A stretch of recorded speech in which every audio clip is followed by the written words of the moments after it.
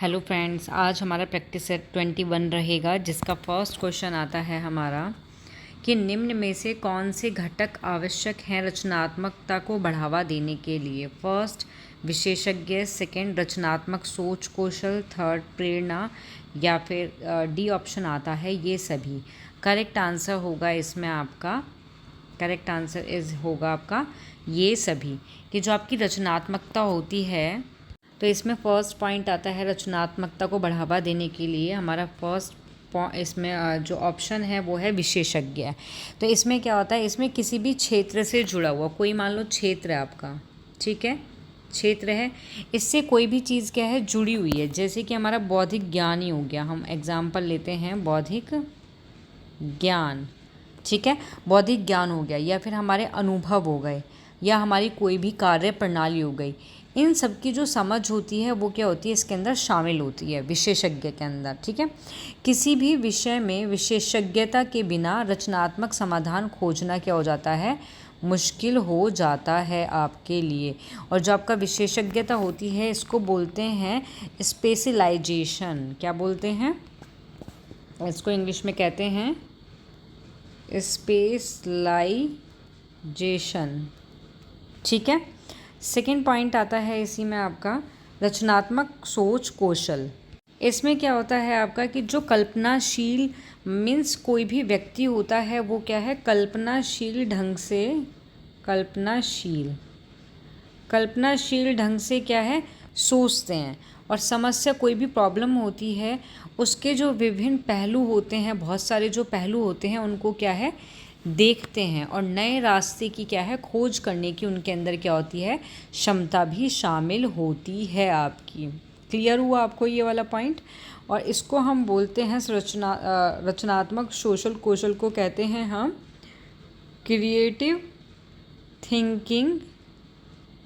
Thinking skills, ठीक है।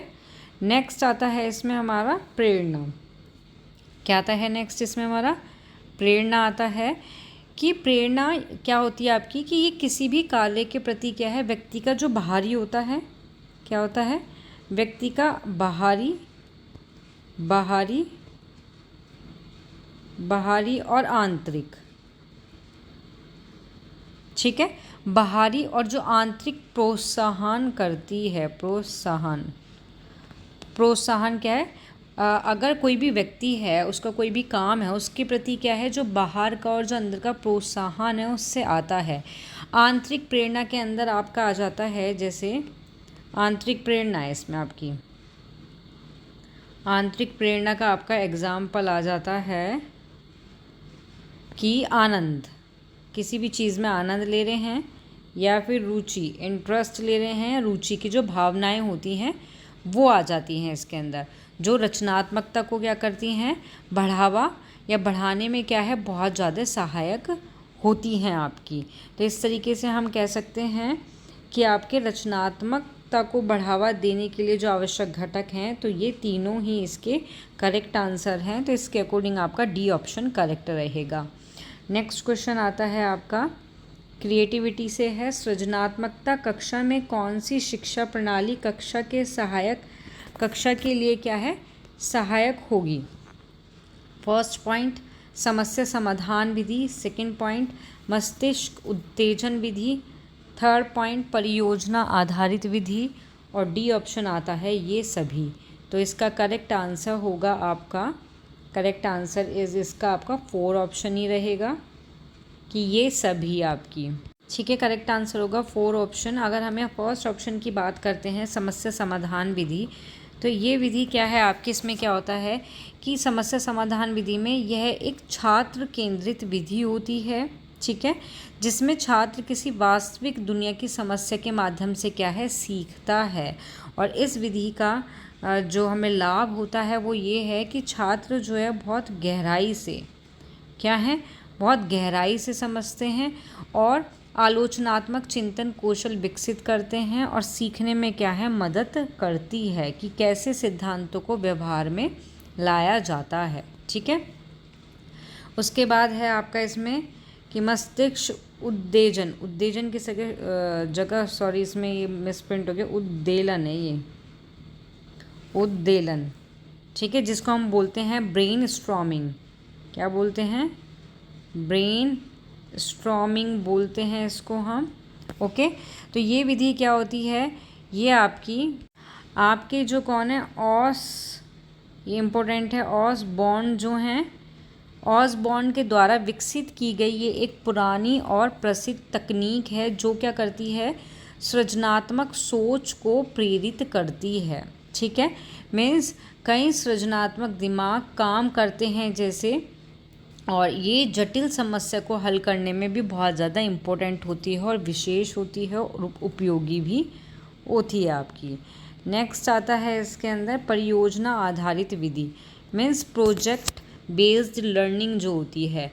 तो इस विधि का जो जोर है वो क्या है, इंटरेक्टिव वातावरण बनाने पर होता है। मीन्स कि छात्र जो हैं वो वास्तविक दुनिया की समस्या को क्या करते हैं, सक्रिय रूप से उसको हल करते हैं। ठीक है, तो इस तरीके से हम कह सकते हैं कि सृजनात्मक कक्षा में ये तीनों जो विधियां हैं ये शिक्षा प्रणाली कक्षा में सहायक होंगी। तो correct answer is D option. Now next question आता है इसका। नेक्स्ट क्वेश्चन आता है कि एपिडियास्कोप उपकरण जो होता है उसका उपयोग निम्न में किसके लिए किया जाता है? ऑप्शन फर्स्ट, वस्तु को साफ स्पष्ट रूप से देखने के लिए। सेकंड, किसी वस्तु को छोटा दिखाने के लिए। सी, किसी वस्तु को बड़ा दिखाने के लिए। या फिर डी, अपारदर्शी वस्तु को स्क्रीन पर प्रक्षेपित करने के लिए। तो आपका करेक्ट आंसर इसमें होगा डी ऑप्शन रहेगा इसमें करेक्ट आंसर, कि अपारदर्शी वस्तु को स्क्रीन पर प्रक्षेपित करने के लिए एपिडियास्कोप उपकरण का यूज़ किया जाता है आपका। ठीक है, तो जो अपारदर्शी वस्तु होती हैं उनको क्या करने के लिए, स्क्रीन पर प्रक्षेपित करने के लिए किया जाता है। जैसे फॉर एग्ज़ाम्पल आपका इसका अंदर आ सकता है, इसका आपका एक एग्ज़ाम्पल रहेगा जैसे चित्र हो गए आपके। ठीक है, जैसे आपका ग्राफ हो गया, आपकी क्या हो गई, किताब के पन्ने हो गए, मीन्स बुक्स के जो पन्ने होते हैं पन्ने हो गए। ठीक है, इन सबको क्या है, प्रक्षेपित किया जाता है। और जो आपका ये है एपिडियास्कोप उपकरण, इसको हम क्या और नाम से भी जानते हैं, जैसे एपिस्कोप। एपिस्कोप ज़रूरी नहीं है इसको एपिडियास्कोप बोले, एपियोस्कोप भी कह सकते हैं। बस हमें ये ध्यान रखना है कि इसमें क्या होता है कि अपारदर्शी वस्तु को स्क्रीन पर क्या है, प्रक्षेपित किया जाता है इसमें। ओके, और इसको हम अपारदर्शी प्रोजेक्टर भी कहते हैं। अपारदर्शी प्रोजेक्टर, ठीक है, अपारदर्शी प्रोजेक्टर भी कहा जाता है। नेक्स्ट क्वेश्चन आता है हमारा। नेक्स्ट क्वेश्चन इज दृश्य श्रव्य सामग्री कैसी नहीं होनी चाहिए? फर्स्ट, बालक को विचलित करने वाली। बी, सीखने को आकर्षक बनाने वाली। सी, ज्ञानेंद्री आएगा यहाँ पे कि ज्ञानेंद्रियों को सक्रिय करने वाली। डी ऑप्शन आएगा अमूर्त अवधारणा को ठोस बनाने वाली। तो करेक्ट आंसर होगा इसमें कि बालक को विचलित करने वाली। मीन्स जो दृश्य श्रव्य सामग्री है वो क्वेश्चन में आ रहा है नहीं होनी चाहिए, ध्यान देना। कैसी नहीं होनी चाहिए? नहीं होनी चाहिए। मीन्स बालक को विचलित करने वाली कैसी है? नहीं होनी चाहिए। जबकि कैसी होनी चाहिए? कोई भी दृश्य श्रव्य सामग्री है वो सीखने को क्या बनाए, आकर्षक बनाने वाली होनी चाहिए। आपका ज्ञानेंद्रिय को सक्रिय करने वाली होनी चाहिए। अमूर्त अवधारणा को ठोस बनाने वाली होनी चाहिए। ठीक है, और यहाँ अगर हम ज्ञानेंद्रिय की बात करते हैं तो ज्ञानेंद्रिय के अंदर क्या आते हैं, हमारे आँख आती है, हमारा क्या आता है, कान आता है। ठीक है, तो ये सक्रिय करने वाला होना चाहिए। मीन्स क्यों होना चाहिए? ताकि सीखने की जो प्रक्रिया है वो बहुत प्रभावी और आकर्षक बन सके। आपने देखा होगा कि जब जो बच्चे हैं, स्टूडेंट हैं, सुनते हैं, कानों से सुनते हैं, देखते हैं आँखों से। ठीक है, तो उन्हें विषय को समझने और याद करने में क्या होती है, बहुत ज़्यादा आसानी होती है, जिससे सीखना अधिक क्या हो जाएगा, स्थायी हो जाएगा और इंटरेस्टेड भी हो जाएगा, रुचिकर हो जाएगा इसमें। ठीक है, अब इसमें अगर हम 4 पॉइंट की बात करते हैं तो इसमें आता है, अगर यहाँ क्वेश्चन में होता ये नहीं, ये वाला ऑप्शन नहीं होता तो आपका ये करेक्ट आंसर है। तो अमूर्त अवधारणा को ठोस बनाने वाली होनी चाहिए, मीन्स कोई भी व्यक्ति है या बच्चा है क्या करता है, देखता है और सुनता है, ठीक है। तो ये बहुत सारी इंद्रियां जो होती हैं शामिल होती हैं, इनका क्या करता है, यूज़ करता है, जिससे क्या होता है जो अमूर्त विचार होते हैं, क्या होता है जो अमूर्त जो विचार होते हैं उनको अनुभव में बदला जा सकता है आपका, ठीक है। और वास्तविक दुनिया के जो उदाहरण हैं या अमूर्त अवधारणा को क्या है, ठोस और सार्थक भी ये बनाती है आपकी, ठीक है। तो इसका जो करेक्ट आंसर है क्वेश्चन के अकॉर्डिंग वो फर्स्ट रहेगा। और अगर बात करते हैं दृश्य श्रव्य सामग्री कैसी होनी चाहिए, अगर ये नहीं है तो आपके ये करेक्ट आंसर रहेंगे 3, बट क्वेश्चन के अकॉर्डिंग ये आपका करेक्ट आंसर है। नाउ नेक्स्ट क्वेश्चन आता है। नेक्स्ट क्वेश्चन इज़, कौन सी शिक्षण सहायक सामग्री को तैयार करने का अवसर बालकों को भी दिया जाना चाहिए? किसको? बालकों को भी। First graph, second model, third chart और 4 ऑप्शन आता है आपका। 4 ऑप्शन आता है बुलेटिन बोर्ड, मतलब कि नोटिस बोर्ड। तो इसका करेक्ट आंसर होगा आपका 4 ऑप्शन ही रहेगा कि जो बुलेटिन बोर्ड या नोटिस बोर्ड है, तो शिक्षण सहायक सामग्री को तैयार करने का अवसर जो बालकों को भी दिया जाना चाहिए वो बुलेटिन बोर्ड और नोटिस बोर्ड का है आपका, ठीक है। और इससे क्या होता है कि अगर नोटिस बोर्ड जो है या बुलेटिन जो बोर्ड है, अगर इसको हम सहायक सामग्री में क्या है यूज़ करेंगे या उनको अवसर देंगे, तो इससे बच्चों में क्या होगा, बच्चों की क्या है, उनकी सीखने की जो प्रक्रिया है, जो सीखने का लर्निंग का जो प्रोसेस है, उसमें रुचि और भागीदारी क्या है, बढ़ती है। इससे बच्चों का क्या है जो रचनात्मकता होती है उसको भी क्या मिलता है, उसको भी बढ़ावा मिलता है, ठीक है। और इसमें बच्चों को शामिल किस तरीके से करें, मीन्स हम बच्चों को बोल सकते हैं सामग्री को इकट्ठा करना, मतलब बच्चों को कोई भी सामग्री इकट्ठे करने का क्या है उनको अवसर दें। जैसे बच्चों को बोलें कि राष्ट्रीय महत्व के समाचारों को क्या है खोजो, बुलेटिन बोर्ड पर प्रदर्शित करने के लिए उनको क्या करना चाहिए, प्रोत्साहित करना चाहिए उनको, बच्चों को, ठीक है। तो correct answer is D option रहेगा। नेक्स्ट क्वेश्चन आता है आपका कि कक्षा अध्यापन में दृश्य साधन के रूप में किसका उपयोग सर्वाधिक होता है? फर्स्ट रेखा चित्र, second black board, third chart या फिर 4 ऑप्शन आपका ग्राफ। तो इसका करेक्ट आंसर है आपका, करेक्ट आंसर है इसमें आपका ग्राफ इसका, ठीक है। और मोस्टली इसका जो यूज़ किया जाता है वो करा जाता है आपका जो मैथ्स होता है, मैथ्स में और आपका साइंस में, ठीक है। नेक्स्ट क्वेश्चन आता है। नेक्स्ट क्वेश्चन इज़ कि शिक्षण मशीनों की विशेषता होती है। फर्स्ट, शिक्षार्थियों को उनकी गति समय अनुसार सीखने की अनुमति देती है। बी, जटिल अवधारणा को छोटे प्रबंधीय भागों में विभाजित करती है। सी आता है बाह्य अनुक्रिया के लिए अवसर दिया जाता है। और डी ऑप्शन आता है ये सभी। तो इसका करेक्ट आंसर होगा आपका, करेक्ट आंसर होगा डी ऑप्शन कि जो शिक्षण मशीन होती है या मशीनों बोल दो, इसकी विशेषता आपकी यही है कि शिक्षार्थी जो होते हैं उनकी गति जो होती है उनके समझने के अनुसार सीखने की क्या है उनको अनुमति दें, ठीक है। और जो आपकी जटिल अवधारणाएं हैं उनको छोटे और प्रबंधीय भागों में क्या है विभाजित कर दें, ठीक है। जो जटिल अवधारणा होती है छोटे छोटे प्रबंधीय भागों में विभाजित कर दें उनको। और जो बाह्य अनुक्रिया के लिए उनको क्या है अवसर दिए जाने चाहिए स्टूडेंट को आपके, ठीक है। नाउ नेक्स्ट क्वेश्चन आता है 2013 में आया हुआ ये क्वेश्चन कि उचित मिलान मिलाओ। फर्स्ट, शारीरिक विकास वातावरण, सेकंड, संज्ञानात्मक विकास परिपक्वता, सी, सामाजिक विकास वातावरण, डी, संवेगात्मक विकास परिपक्वता। तो इसका करेक्ट आंसर होगा आपका सामाजिक विकास और वातावरण।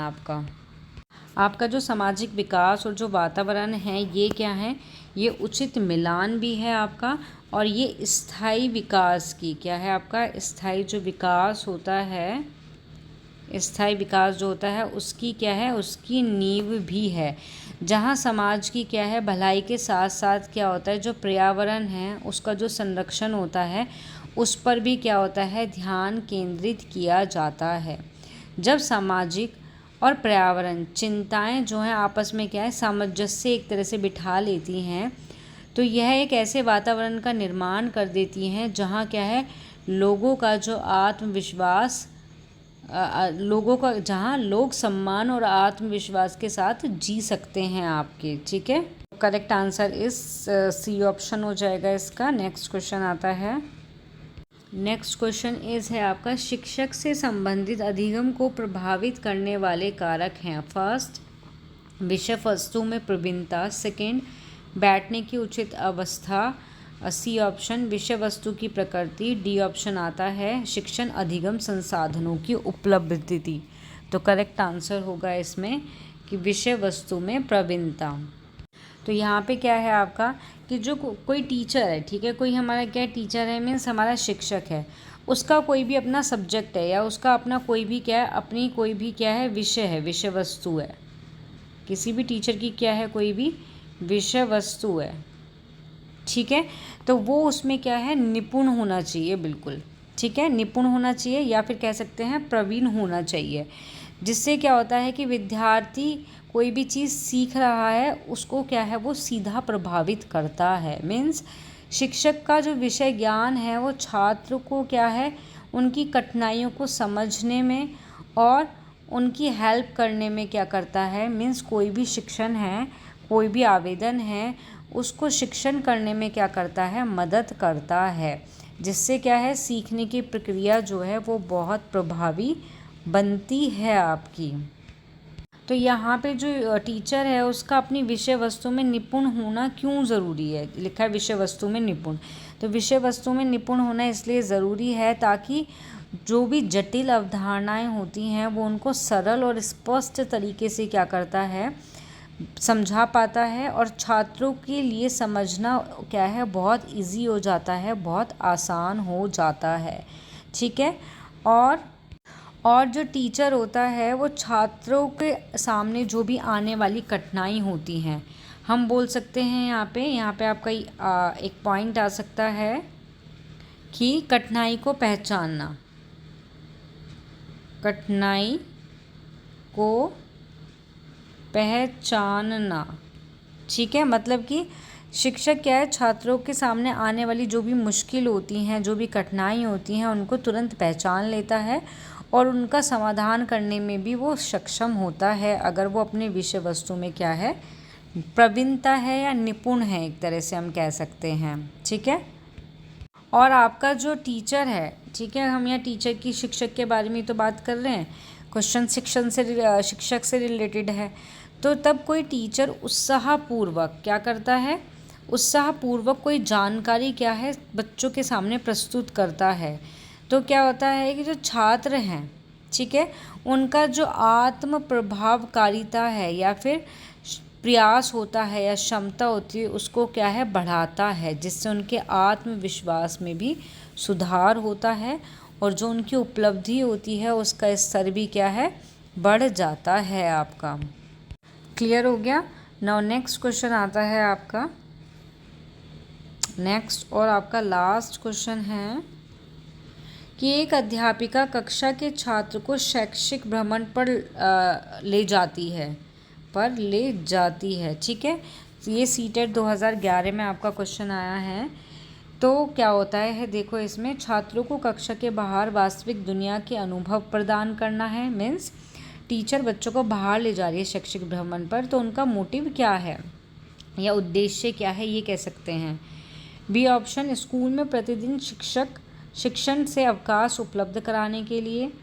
सी, बच्चों का टाइम पास कराने के लिए। या डी, बच्चों को मनोरंजन उपलब्ध कराने के लिए। तो करेक्ट आंसर आपको, मेरे को लग रहा है बिल्कुल बेस क्वेश्चन है ये, कोई भी इसका करेक्ट आंसर लगा देगा। तो इसका आंसर गेस करो कि इसका आंसर क्या होना चाहिए आपका।